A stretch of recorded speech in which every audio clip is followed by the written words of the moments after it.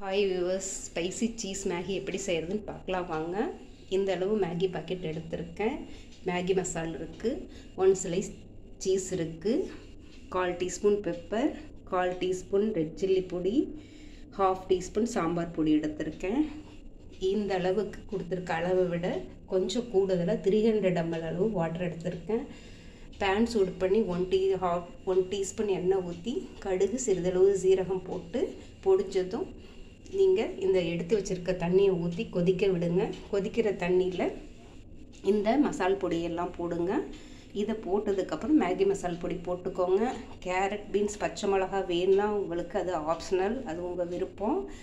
2 நிமிஷம் கொதித்ததும் எடுத்து கட் பண்ணி வச்சுருக்கிற மேகியை அதுக்குள்ளே கொதிக்கிற வாட்டருக்குள்ளே போட்டுக்கோங்க.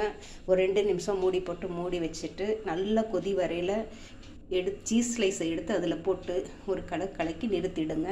ரெடி ஆகிடும். இது போல் மேகி எந்த மாதிரி இருக்குது பாருங்கள், செஞ்சு பாருங்கள். இந்த கிளைமேட்டுக்கு ஈவினிங்க்கு சாப்பிட்றதுக்கு ரொம்பவே நல்லாயிருக்கும். செய்யுங்க, என்ஜாய் பண்ணுங்கள். தேங்க்யூ.